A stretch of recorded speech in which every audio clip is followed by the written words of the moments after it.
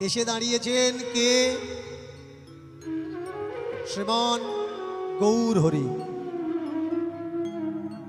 মায়েরা আমার দিকে তাকান, আমার দিকে।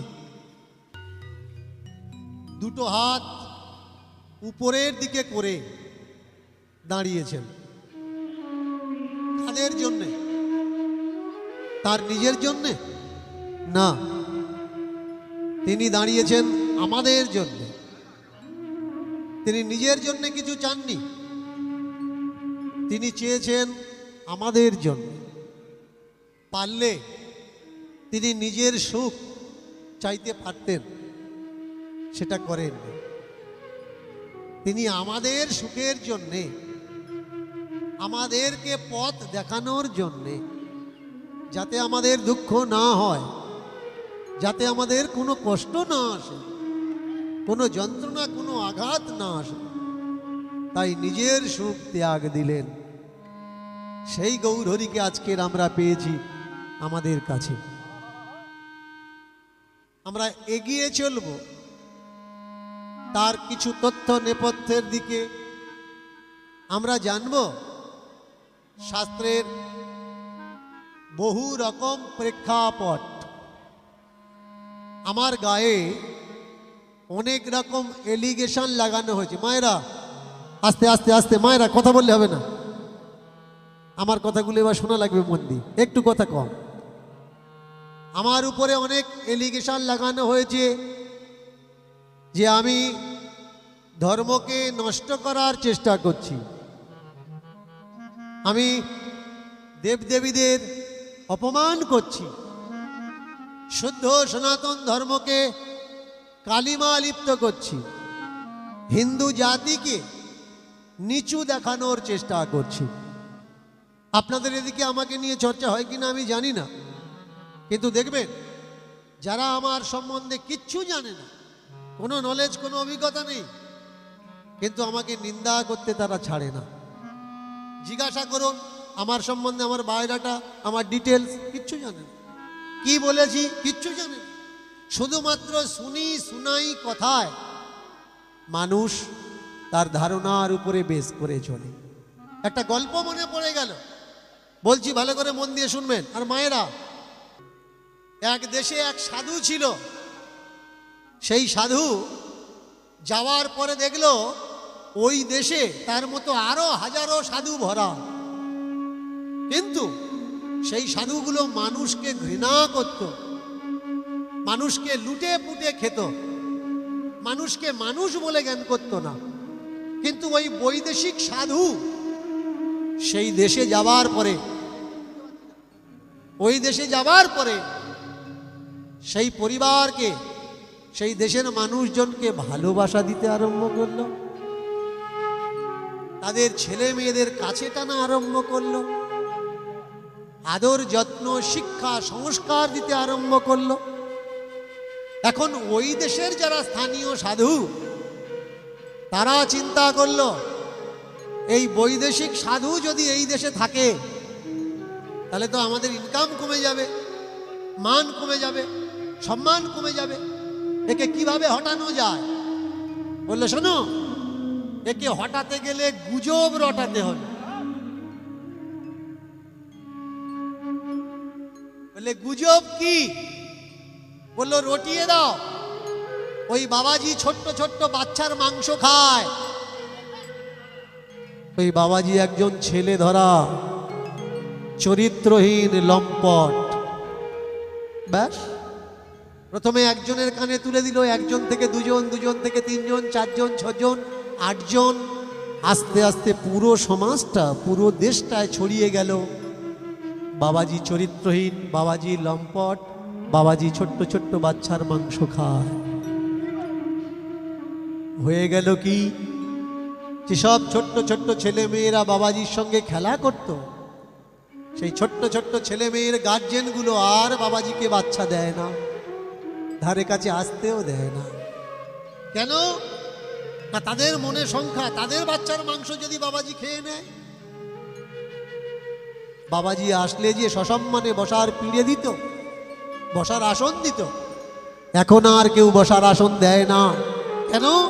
তারা জেনে গেছে আঁকবার মাধ্যমে, লোককথার মাধ্যমে, গুজবের মাধ্যমে বাবাজি চরিত্রহীন, চরিত্রের ঠিক নেই।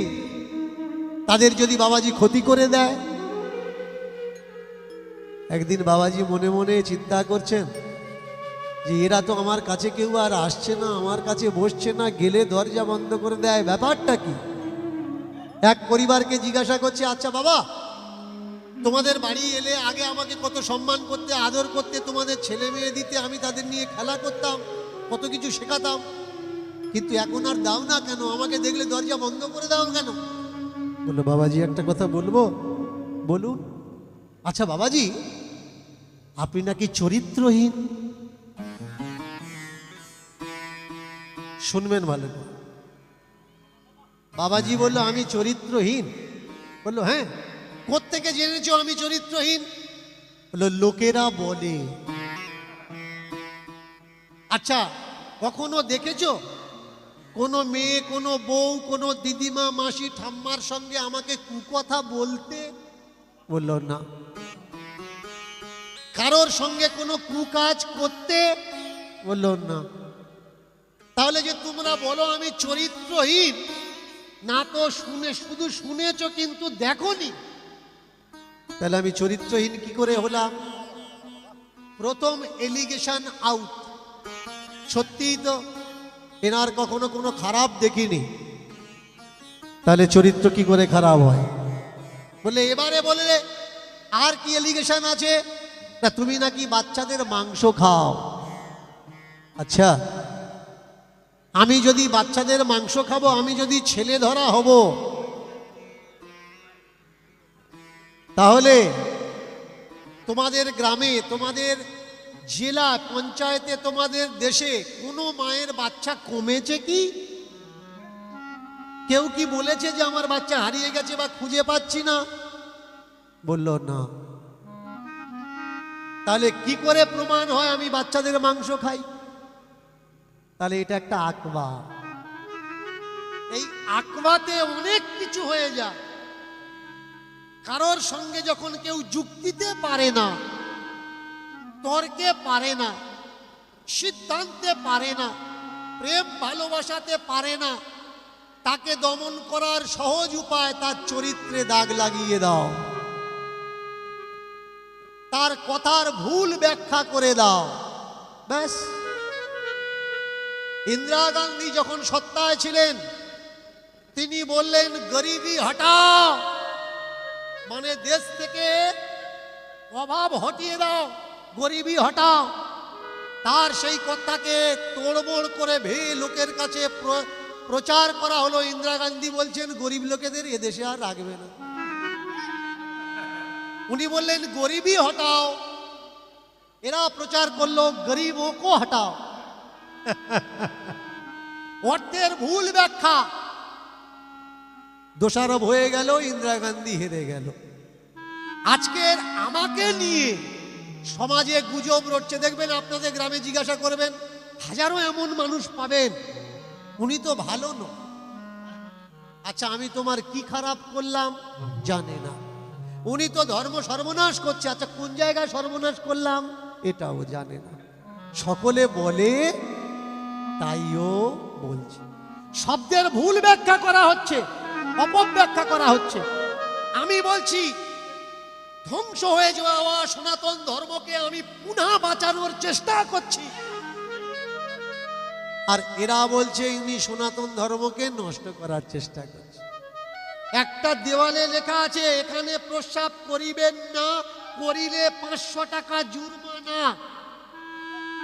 ভালো করে শুনুন, দেওয়ালে লেখা আছে এখানে প্রস্রাব করিবেন না, করিলে 500 টাকা জুরমানা। একজন দাঁড়িয়ে ওখানে প্রস্রাব করছেন, ওই এরিয়ার সভ্য সমাজের মানুষ, ভদ্র মানুষ, তারা এসে ধরেছে, ভাই এখানে তো লেখা আছে দেয়ালে পেশাব করবে না, করলে 500 টাকা জুরমানা, তুমি পেশাবটা করছো কেন? বললে, তুমি পড়েছো একরকম, আমি পড়েছি আর একরকম। বলে, তুমি পড়েছো, পড়ে বুঝতে পারলে এখানে পেশাব করবে না, আর আমি পড়ার পরে বুঝতে পারলাম এখানে প্রস্রাব করা লাগবে। বললে, কিরকম? বলে তুমি বলছো প্রস্রাব করবে না, করিলে 500 টাকা জুরমানা। আর আমি পড়ছি এখানে প্রস্রাব করিবে নাটা পরে, এখানে পেশাব করিবে না করিলে 500 টাকা জুরমানা। করিবের পরে নাটা না জুড়ে নাটা করিবের পরে আলাদা করে দেওয়া হলো। তাহলে কি হলো? শব্দের ভুল ব্যাখ্যা হয়ে গেল। আমি কোনো ব্রাহ্মণ বৈষ্ণবকে নাকি সম্মান করি না। ভালো করে শুনবেন, যিনি প্রকৃত ব্রাহ্মণ প্রকৃত বৈষ্ণব তার চরণে আমার কোটি কোটি নমস্কার ধন্যবাদ। কিন্তু যিনি বৈষ্ণব নয়, মালা তিলক নিয়েছে আর দোকানে চপ ভাজা খাচ্ছে, সম্মান করা যাবে কি? দীক্ষা দিয়ে যিনি শিষ্যর বউকে নিয়ে নবদ্বীপে পালাচ্ছে, সম্মান করা যাবে কি? জাতিতে ব্রাহ্মণ, পৈতেটা বের করে রেখেছে কিন্তু মদ খেয়ে রাস্তার পাশে শুয়ে আছে, সম্মান করা যাবে কি? না। দীনকৃষ্ণ ঠাকুর কি বলতে চাচ্ছে? সত্যকে প্রতিষ্ঠা করো কিন্তু পাখণ্ডবাদকে ঘৃণা করো। পৈতে থাকলে যদি ব্রাহ্মণ হতো, আর ব্রাহ্মণ যদি উঁচু জাত হয়, তাহলে যারা পৈতে তৈরি করে আর বিক্রি করে ওরা তো ব্রাহ্মণের থেকে আরো বড়। পৈতে যদি ব্রাহ্মণের সার্টিফিকেট হয়, তাহলে সেই সার্টিফিকেটের জন্ম যারা দেয় তারা তো ব্রাহ্মণের থেকে আরো বড়। আপনার ক্যারেক্টার ভালো কি না, ক্যারেক্টার সার্টিফিকেট কে দেয়?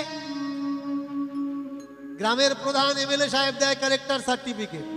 তাহলে আপনি ভালো কি মন্দ এটা নির্ণয় কে করতে পারে? কাগজ কলমে প্রধান বা এমএলএ। তাহলে আপনার থেকে বড় কে, যে আপনাকে সার্টিফিকেটটা দিচ্ছে? যারা নিজেরা খাটে না, অন্যের বাড়ির চাল খেয়ে মানুষ, বড় কে? যে চাল দিচ্ছে না যে চালটা নিচ্ছে? বিচার করা লাগবে, বিবেচনা করা লাগবে। দীনকৃষ্ণ ঠাকুর বলতে চাচ্ছে কি? দীনকৃষ্ণ ঠাকুর বলতে চাচ্ছে যেখানে যেখানে সনাতন ধর্মের কলঙ্ক আছে, সেই নোংরা কলঙ্ককে সাফ করে সনাতন ধর্মকে মজবুত করো। আবার বিশ্বের মাঝখানে সনাতন ধর্ম মাথা উঁচু করে দাঁড়াবে। আমার দেশ, আমার রাষ্ট্র ওয়ার্ল্ডে নাম্বার 1 হবে, বিশ্বগুরু বলে আবার জানবে। জগৎ মাঝে আমার ধর্ম শ্রেষ্ঠ সম্মান লবে। এই সম্মানের জন্য দীনকৃষ্ণ ঠাকুর আপনার গ্রামে গ্রামে এসে জানাচ্ছে, সজাগ হও, সচেতন হও। ধর্মের নামে আখণ্ডবাদ পাখণ্ডবাদ মেনে নিও না। গতকাল সরস্বতী পূজা হলো, ভালো করে মন দিয়ে শুনবে। ব্রাহ্মণ লিখছে মা সরস্বতীর নামে একখানা শাড়ি আর একখানা গামছা লিখছে। জিজ্ঞাসা করছে গামছা কার জন্যে? বললে হাঁসের জন্য গামছা, হাঁসের জন্য গামছা। আচ্ছা মায়েরা, এই গ্রামে এসে দেখলাম প্রায় বাড়িতে হাঁস আছে, হাঁস গামছা পরে? বলবেন? এই যে ও দিদিমা, হাঁস গামছা পরে? হাঁস পায়খানা করলে কখনো ছুঁচিয়ে মুচিয়ে দাও? তাহলে বামনেরা যে হাঁসের গামছা লিখছে, ও কোন কমবে লাগবে? ওটা হাঁসের লাগবে না বামনের লাগবে? হ্যাঁ, এই জায়গায় আমার প্রতিবাদ। যেটা যেখানে লাগে সেটা সেখানে দাও, যেটা লাগছে না ওটা দেওয়ার দরকার নেই। অপ্রয়োজনে যদি দাও ওটা নষ্ট হবে, প্রয়োজনে দাও কাজে লাগবে। যে ব্রাহ্মণ পূজা করতে এসছে, তোমার যদি গামছা লাগে তুমি চেয়ে নাও কমিটির কাছ থেকে, গ্রামের ছেলে মেয়েদের কাছ থেকে, যে বাবা আমার একখানা গামছা দিস, আমি তোদের বাড়ি পুজো করতে যাব। দয়া করে হাঁস মুরগির নামে নিও না, এটা ধর্ম নয়। আপনার বাড়ি গুরু সেজে এসেছে, দেখবেন আমাদের ভিতরে একটা প্রচলন আছে, গেঁয়ো যোগী ভিক পায় না, দেশের সাধুর কোনো দাম নেই। কিন্তু উত্তরাখণ্ড থেকে দীনকৃষ্ণ ঢাকিয়া এসছে মানে স্পেশাল কিছু হবে। এর থেকে দীক্ষা নেবো কেন? বিদেশি লোকের থেকে দীক্ষা নাও। আমরা বিদেশিদের গুরু করতে ভালোবাসি, তাই যারা এদেশের মানুষকে জুতো দিয়ে মারিয়েছে তাদের আমরা ধর্মসভায় আসন দিয়েছি, তাদের সঙ্গেও হাত তুলে কীর্তন করছি। আমরা ভুলে গেছি ইংরেজ আমাদের কত বড় উপকার করেছে। ধর্মের নাম করে আমরা তাদের সঙ্গে নাচানাচি করছি কেন? আমরা ভুলে গেছি। কারণ এদেশের সাধুগুলো গৌড়ীয় বৈষ্ণবদের আমরা সাধু বলে মনে করি না, আমরা তাদের সাধু বলে মনে করি যারা এদেশের মানুষই না। দীনকৃষ্ণ ঠাকুর কি চাচ্ছে? সাধু খোঁজার জন্য বিদেশের যাওয়া লাগবে না, তোমার বাড়ির পাশেই সাধু আছে, তাকে চিনে নাও, তাকে ধরে নাও, তাকে গুরু করো। এবার প্রশ্ন আসে, সাধুকে যে অন্যের দুঃখ দেখে ব্যথা দেখে কাঁদে, তিলক আছে, মালা আছে, চৈতন্য আছে, টিকি আছে, ধুতি পরেছে, ও সাধু নয়, এটা বহির্বাস। সাধুকে যে অন্যের দুঃখে অন্যের ব্যথাতে কাঁদে, সমব্যথী হয়, যে অন্যের কষ্ট দেখে রাস্তা থেকে চলে যায় না, তার কষ্ট নিবারণ করে, তিনি হলেন সাধু। সে গ্রামে আপনার দাদা হতে পারে, কাকা হতে পারে, মেসমশাই হতে পারে, পিসেমশাই হতে পারে, ঠাকুর দাদা হতে পারে, বাবা হতে পারে, জ্যাঠামশাই হতে পারে, তার থেকে দীক্ষা আনা। এবার আসে কি দীক্ষা? দীক্ষাটা কি? দীক্ষাটা কিচ্ছু নয়, কানে দু চারটে কথা বলা, এর নামই হলো দীক্ষা। কি বলছে ও জানে, আর যে শুনছে ও জানে। হাজার হাজার মানুষ ডেকে জিজ্ঞাসা করবেন, দীক্ষা নিয়েছো? হ্যাঁ নিয়েছি। আচ্ছা কি বলেছিল জানো? কি কি করতে বলেছিল করো? না। তবুও আমি মনে করছি আমি দীক্ষা নিয়েছি। কেন? না, ধর্ম আমাকে শিখিয়েছে দীক্ষা নিলে যা খুশি করো, মরার পরে তুমি স্বর্গে যাবে। শুনে রাখো, সেই জায়গায় দাঁড়িয়ে দীনকৃষ্ণ ঠাকুর বলছেন, তোমার কর্ম তোমাকে বড় করবে, তোমার ধর্ম তোমাকে কখনো বড় করবে না। তীর্থে যেতে ইচ্ছা হলে যাও, ঘুরতে যাওয়ার জন্য যাও। তীর্থে কোনো সময় ধর্ম নেই, তীর্থে আছে ব্যবসা। তীর্থে ঘোরার জন্য যাও, ধর্ম করার জন্য যেও না। তীর্থে ধর্মে নেই, তীর্থে আছে ব্যবসা। আগে জানতে হবে সত্য কোনটা, মিথ্যে কোনটা। তাহলে এবার বলতে পারেন যে বাবা, আমরা বাড়িতে থেকে ঈশ্বরকে উপলব্ধি করতে পারবো, সত্যকে জানতে পারবো, তার সঙ্গে কানেকশন করতে পারবো?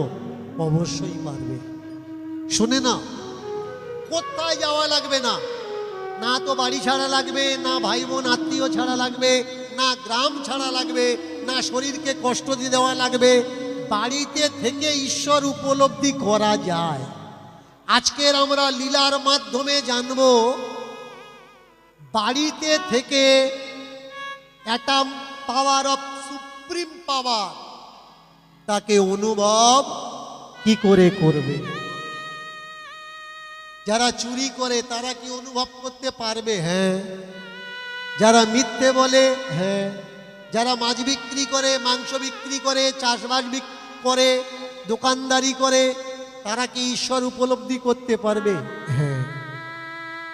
আজকের আমরা পালার মাধ্যমে জানবো, না তো কোনো সাধু সঙ্গ দরকার, না তো কোনো তীর্থ দরকার, না পূজা উপার্চনার প্রয়োজন, শুধুমাত্র কয়েকটা নিয়ম।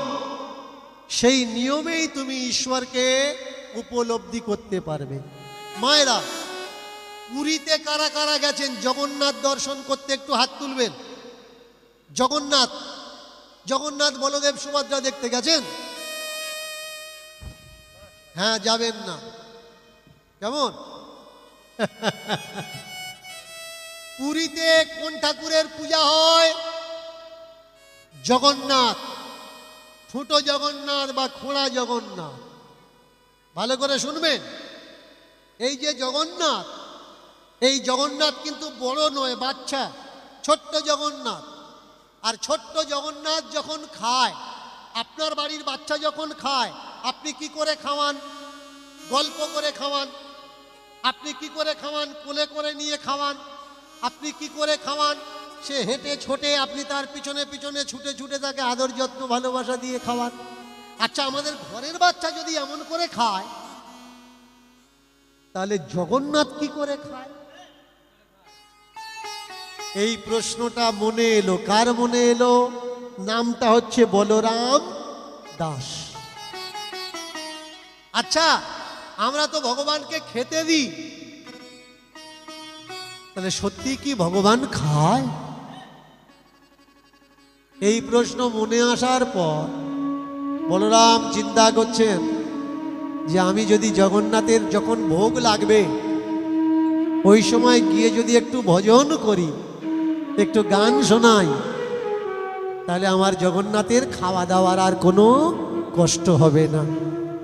ব্যাস, প্রত্যেক দিন বাড়ি থেকে জগন্নাথ মন্দিরে চলে যায় আর জগন্নাথকে ভজন শোনায় ভোজনের সময়। হে জগন্নাথ,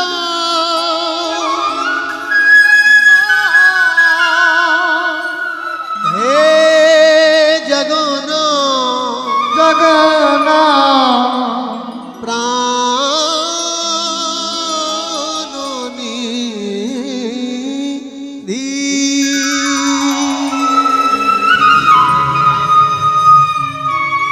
জয় জয় জগন্নাথ, জগন্নাথ, জগন্নাথ, জগন্নাথ, জগন্নাথ, উলুধ্বনি, উলুধ্বনি। জগন্নাথ, জগন্নাথ,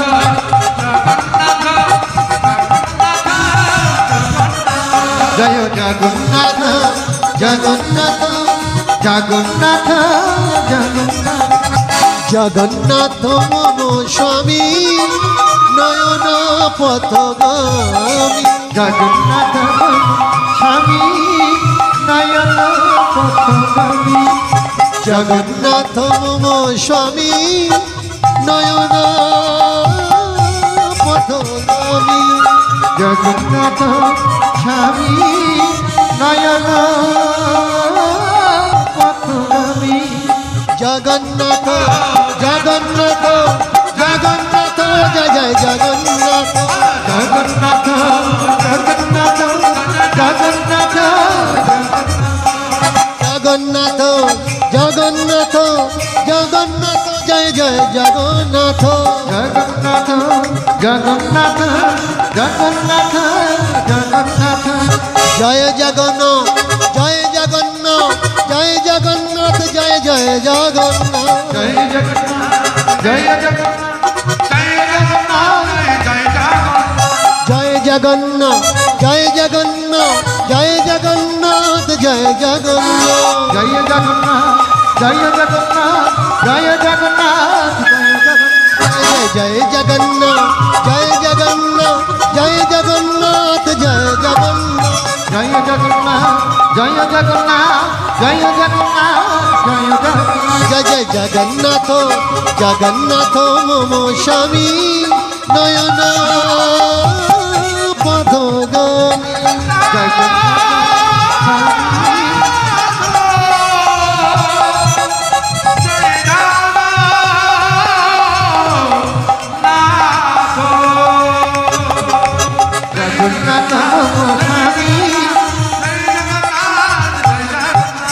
জগন্নাথ মম স্বামী নয়ন পথগামী। জগন্নাথ স্বামী নয়ন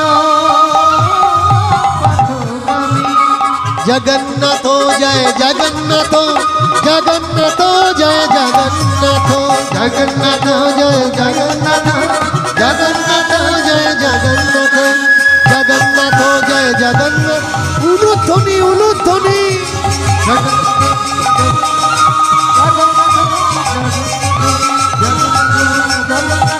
জগন্নাথ জগন্নাথ